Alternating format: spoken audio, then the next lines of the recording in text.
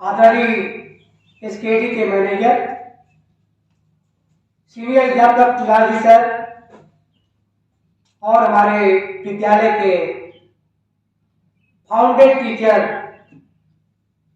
आज हम लोग अंबेडकर जी की 132वीं जयंती मना रहे हैं। हमारा देश विश्व के अन्य देशों में अनिवासी भारतीय जो रहते हैं, आज के दिन 14 अप्रैल के दिन अंबेडकर जयंती को मना रहे हैं। सबसे पहले मैं रामाराव और भीमाबाई अंबेडकर के माता पिता को ढेर सारा धन्यवाद देना चाहूंगा, जिन्होंने 14वीं औलाद के रूप में डॉक्टर भीमराव अंबेडकर को इस धरती पे जन्म दिया, जो दलित समाज के लिए जीवन पर्यंत लड़ते रहे। जीवन पर्यंत अपने कर्मों से सभी लोगों की रक्षा करते रहे और इन्होंने जीवन में गरीबी में पैदा हुए, खाने को नहीं मिलता था। इनके पिताजी एक रियासत के सिर्फ दीवान की नौकरी करते थे, अपने बच्चों का, अपने परिवार का भरण पोषण भी नहीं कर पाते थे। लेकिन नहीं कहते हैं, इंसान की जो चाहत होती है, ललक होती है, जो वांटिंग होती है, वो वांटिंग उसको शिखर तक पहुंचा देती है। पढ़ने में बहुत ही होनहार छात्र के रूप में अपनी प्राथमिक शिक्षा अपने गांव में ही इन्होंने प्राप्त करी और जिसको तराशने का काम पंडित अम्बेडकर सर ने किया, जो इस प्रतिभा को पहचाना और इस व्यक्ति को अपने ही अम्बेडकर के नाम में के रूप में इसके नाम को जो है कि अम्बेडकर रखा गया था, उन्हीं के अम्बेडकर के रूप में। मित्रों, मैं ये बताना चाहता हूँ, इनके संघर्ष की कहानी इन भाषणों में निरूपित नहीं की जा सकती, इतने देर तक नहीं बताई जा सकती। इनका जीवन ही पूर्ण रूप से संघर्ष में बीता, जहाँ पे दलितों को की देख रेख करने वाला कोई नहीं था। स्कूल कॉलेजों में पढ़ने पढ़ाने के लिए वर्जित था, पानी पीने के लिए वर्जित था, रास्ता चलने के लिए वर्जित था। किसी जगह अलाउ नहीं था कि दलित समाज के लोग अपने जीवन को यापन कर सके या जीवन की रंगभूमि पे अपने वर्किंग को स्टैब्लिश कर सके। परंतु यह हक दिलाने का काम डॉक्टर भीमराव अंबेडकर ने किया। स्वयं स्कूलों में इसको पढ़ने नहीं दिया जाता था, स्कूलों में प्रेस वर्जित था, पानी पीना वर्जित था। यह व्यक्ति स्कूल के बाहर खिड़कियों से सुन करके टीचरों की बातों को पढ़ा करते थे। इसको अंदर जाने के लिए, अंबेडकर जी को अंदर जाने के लिए मनाही थी, इंटरप्टेड किया गया था कि तुम क्लास के अंदर नहीं जाओगे, बिकॉज यू आर अनसेंसिटिव पर्सन। तुम दलित समाज से आते हो और दलित समाज को पानी पीना और शिक्षा लेना दोनों वर्जित है। उस ब्राह्मणवादी युग में अंबेडकर जी पैदा हुए, लेकिन संघर्षों की जो गाथा है, यह रुकने का नाम नहीं लिए और जीवन पर्यंत संघर्ष करते रहे। उस समय हमारा देश गुलाम था, गुलामी की जंजीरों में जकड़ा हुआ था, लेकिन यह दलितों के संघर्ष के लिए, दलितों की आजादी के लिए और दबे कुचले लोगों के लिए, 85 के अन्य लोगों के दबे कुचले होने के कुछ कारण सभी को इनका स्तर बनाए रखने के लिए, एक स्टैंडर्ड बनाए रखने के लिए कि इनको भी शिक्षा में भागीदारी हो। शिक्षा वह चाबी है जिसे दुनिया के हर ताले को खोला जा सकता है। शिक्षा से ही ज्ञान प्राप्त होता है और वह शिक्षा अंबेडकर जी ने 32 डिग्रियां लेने वाला संसार का पहला व्यक्ति और 18 भाषाओं का जानकार यह व्यक्ति आज भी कीर्तिमान स्थापित किया हुआ है। जहाँ पे कोलंबिया विश्वविद्यालय में जब इन्होंने दाखिला लिया, वहां पे जो डॉक्टरेट की डिग्री 5 साल में मिलती थी, इसकी पढ़ाई और स्टडी के बल पे वो डिग्री मात्र 2.5 साल में उन्होंने प्राप्त करी और शासकीय किया था, पीएचडी किए हुए और वकालत किए, मैंने अनेक डिग्रियां थी इनके पास। आज भी डिग्रियों का अंबार है। जो व्यक्ति, जिस व्यक्ति को पढ़ने नहीं दिया गया स्कूल कॉलेजों में, पानी पीने से वर्जित किया गया, जिस आदमी को पढ़ाई के लिए अलाउ नहीं था, वह व्यक्ति इस देश का संविधान लिख डाला।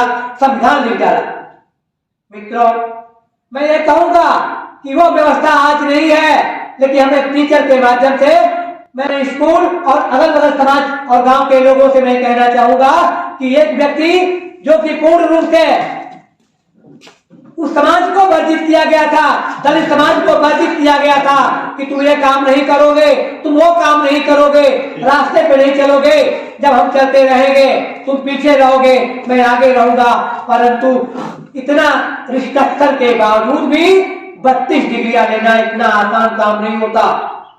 और इस समाज की पूरी दिशा को, हिंदुस्तानी समाज की पूरी दिशा को बदल डाला और बदलते हुए यह दुनिया का सबसे बड़ा संविधान जो भारत का है, 396 अनुच्छेद वाला विश्व का सबसे विराट संविधान इन्होंने लिख डाला और उन्हीं के संविधान से हमारा देश चलता है। तो मैं यह कहूंगा कि कोई छोटा और कोई बड़ा नहीं होता, उसकी वर्किंग हाई होती है, उसके कार्य स्तर बड़े होते हैं, इफिशियंसी बड़ी होती है, वर्किंग बड़ी होती है।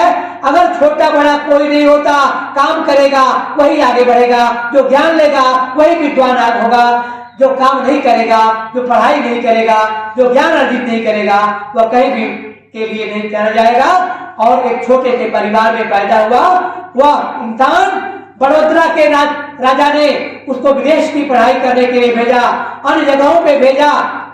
आज तो जमाना यह है कि हमारे यहाँ अगल बगल बहुत से इंग्लिश मीडियम कॉलेज है, स्कूल है, हमारे विद्यालय में हर तरह की शिक्षा दी जाती है। और मैं सभी पेरेंट्स से, सभी गार्जियन से यही आग्रह करूंगा कि कोई छोटा बड़ा नहीं होता दोस्तों, उसके विचार छोटे बड़े होते हैं। वर्किंग से जाना जाता है आदमी, अपने इफिशियंसी से जाना जाता है। कार्य बड़ा करोगे तो तुम बड़ा जरूर कहलाओगे, अगर कार्य छोटा करोगे तो हमेशा छोटे रह जाओगे। और मैं दोस्तों इन कड़ी में ढेर सारे वक्ता हैं, आज एसकेडी परिवार के रूप में वक्ताओं की ढेर सारी लाइनें हैं। मैं अपनी बातों को समाप्त करूंगा क्योंकि अन्य लोग आएंगे। आज दिन भर का जलसा है और इस जलसे में शिरकत करने वाले सभी बंधुओं का धन्यवाद करता हूं और धन्यवाद करते हुए अपनी बातों पे विराम देता हूं। धन्यवाद, थैंक यू। लोग सुनना पसंद भी नहीं करते हैं। ठीक से 2 मिनट 3 से 10 मिनट लीजिए।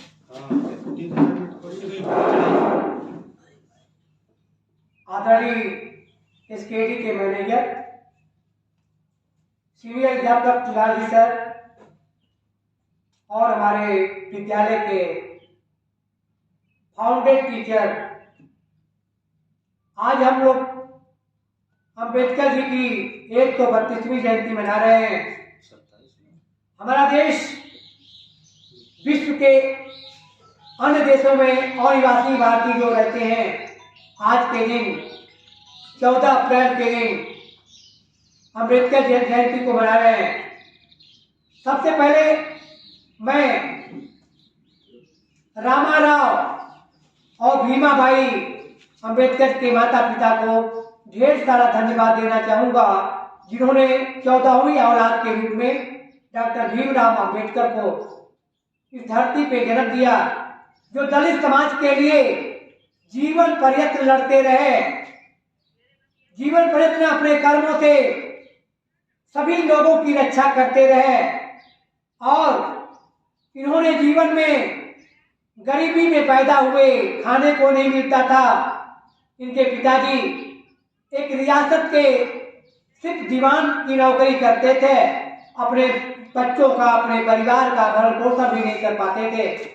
लेकिन नहीं कहते हैं, इंसान की जो चाहत होती है, ललक होती है, जो वांटिंग होती है, वह वांटिंग उसको शिखर तक पहुंचा देती है। पढ़ने में बहुत ही होनहार छात्र के रूप में अपनी प्राथमिक शिक्षा अपने गांव में ही इन्होंने प्राप्त करी और जिसको तराशने का काम पंडित अमडाकर सर ने किया, जो इस प्रतिभा को पहचाना और इस व्यक्ति को अपने ही अमडाकर के नाम में के रूप में इसके नाम को जो है कि अम्बेडकर रखा गया था, उन्हीं के अमडाकर के रूप में। मित्रों, मैं ये बताना चाहता हूँ, इनके संघर्ष की कहानी इन भाषणों में निरूपित नहीं की जा सकती, इतने देर तक नहीं बताई जा सकती। इनका जीवन ही पूर्ण रूप से संघर्ष में बीता।